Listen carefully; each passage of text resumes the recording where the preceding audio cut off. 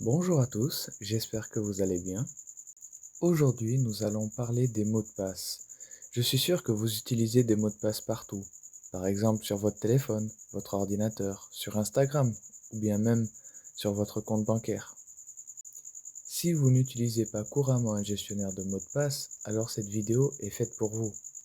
Dans le monde réel, on achète une clé et une serrure déjà fabriquées depuis l'usine.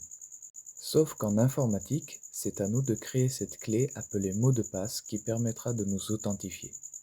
Je vais donc vous expliquer comment construire votre mot de passe étape par étape. Revenons à la définition du mot de passe, c'est-à-dire une suite de caractères. Je vais vous donner des exemples de groupes de caractères. Nous avons les minuscules, les majuscules, les chiffres, les symboles et plein d'autres caractères accentués en ce qui concerne le français. Voilà, nous utiliserons ces groupes de base pour créer notre mot de passe. Cependant, il faut qu'il soit suffisamment complexe pour éviter qu'il soit facilement reproduit par un attaquant.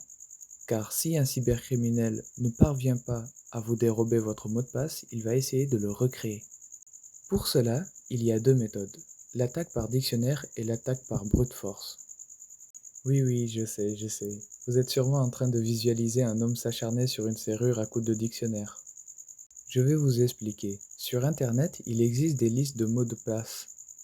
Ces listes ont été dérobées sur des sites qui stockent les mots de passe des utilisateurs. C'est un peu comme si des voleurs dérobaient toutes les clés d'une usine de fabrication de serrures. Ainsi, pour trouver votre mot de passe avec l'attaque par dictionnaire, les cybercriminels utilisent des programmes informatiques qui vont tester un à un tous les mots de passe de la liste jusqu'à trouver le vôtre. La seconde attaque, c'est-à-dire celle par force brute, elle consiste à tester absolument toutes les combinaisons de minuscules, majuscules, chiffres et caractères jusqu'à obtenir votre mot de passe. Cependant, et heureusement, ces attaques ont des points faibles que nous allons exploiter pour nous défendre. Pour contrer l'attaque par dictionnaire, il faut éviter d'utiliser des mots du dictionnaire, par exemple abeille, bateau, ou des noms propres, Albert, des suites de chiffres, 1, 2, 3, 4, 5, 6, une date de naissance, 01/01/2000, ou des suites de touches, par exemple AZERTY. En gros, il faut être le plus imprévisible possible.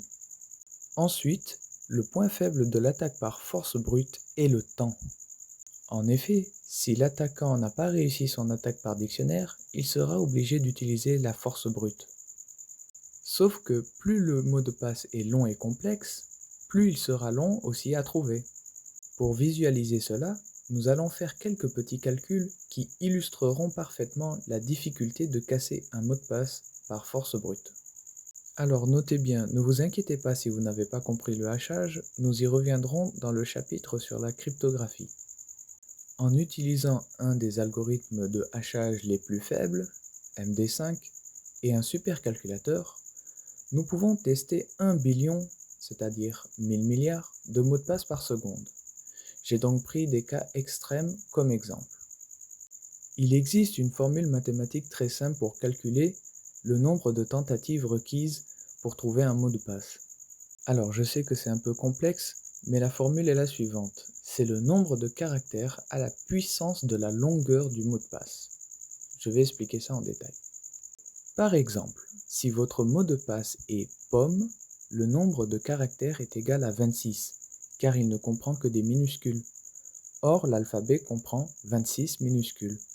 Et la longueur est de 5, car pomme comprend 5 caractères. Calculons le nombre de tentatives qu'il nous faudra pour trouver notre mot de passe.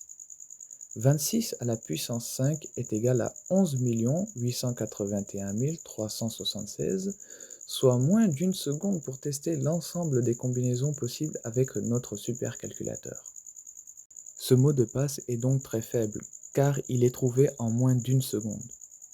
Nous allons donc utiliser plus de caractères de groupes différents pour rendre notre mot de passe plus complexe.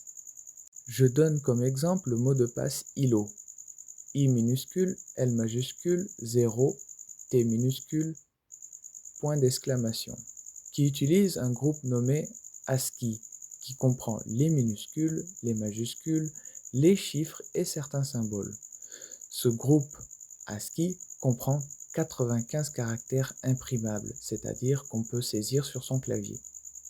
Calculons le nombre de tentatives. 95 à la puissance 5 est égal à 7 737 809 375. C'est beaucoup plus que tout à l'heure, mais toujours insuffisant car il est trouvé en moins d'une seconde. Nous allons donc le complexifier davantage en le rendant tout simplement plus long. Je vais donc donner un exemple plus long. Parenthèse ouverte, pourcentage, F majuscule, A minuscule, bref, je ne vais pas tout lire jusqu'à la fin, car il y a 15 caractères, mais vous avez compris l'idée.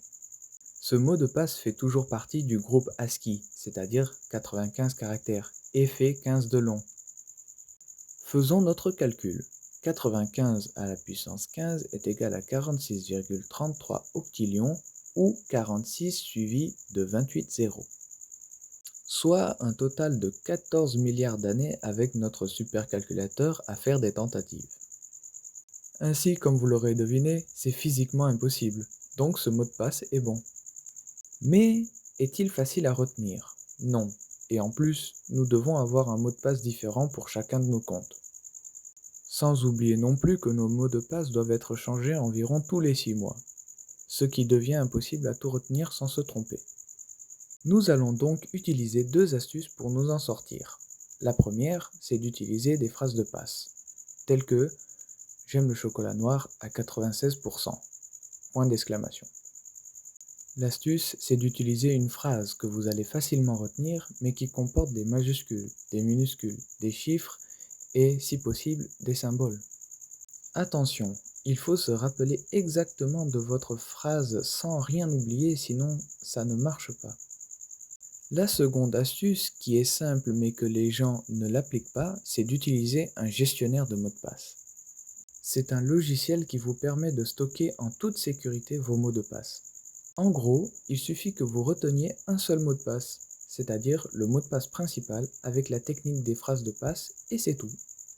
Parmi ces avantages, on a la possibilité d'utiliser des générateurs de mots de passe pour vous aider à en créer autant que vous voulez en très peu de temps. Et en se cassant moins la tête aussi. Vous pouvez les utiliser aussi bien sur tous vos appareils, ordinateurs, tablettes, smartphones, car tous vos mots de passe sont enregistrés sur un fichier chiffré que vous pouvez stocker partout, par exemple sur une clé USB, pour éviter de les perdre.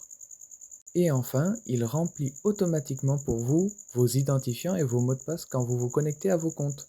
Je vous assure qu'après utilisation, on ne peut plus s'en passer. Bon, afin de vous aider jusqu'au bout, j'ai décidé de vous mettre les liens de ces outils dans la description.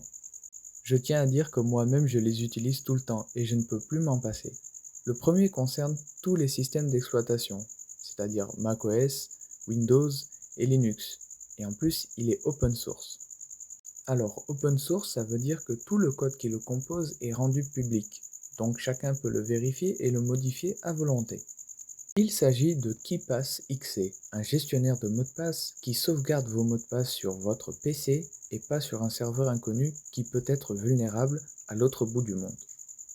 Le second, qui marche sur smartphone Android, est KeePassDX, qui lui aussi est open source et peut utiliser le même fichier que celui de votre PC. En conclusion, nous pouvons retenir que pour vous faciliter la vie, il faut utiliser un bon gestionnaire de mots de passe avec une phrase de passe principale solide afin de stocker en toute sécurité vos mots de passe. Un dernier petit conseil, n'écrivez pas votre phrase de passe principale, retenez-la, cela évitera que quelqu'un tombe dessus. Désolé de vous avoir répété l'expression mot de passe un millier de fois, mais j'espère qu'à présent vous êtes plus sécurisé qu'avant. Merci à tous et à plus. C'est le rap à super, écoute bien ces mesures. Pour garder ton réseau, tes comptes et tes données sûres. Les hackers rôdent prêts à tout infiltrer, mais avec ces conseils, t'inquiète, ils vont galérer. D'abord, choisis des mots de passe bien solides. Pas 1, 3, 4 ou ton chat c'est trop stupide. Mélange les majuscules, des chiffres, des symboles. Longueur minimum, allez fais péter les 12. Active le double facteur, ouais ça change tout. Même si t'as ton mot de passe, ils rentreront pas chez vous. Méfie-toi des mails chelous, plein de promesses. Si ça sent l'arnaque direct, mets ça à la poubelle express.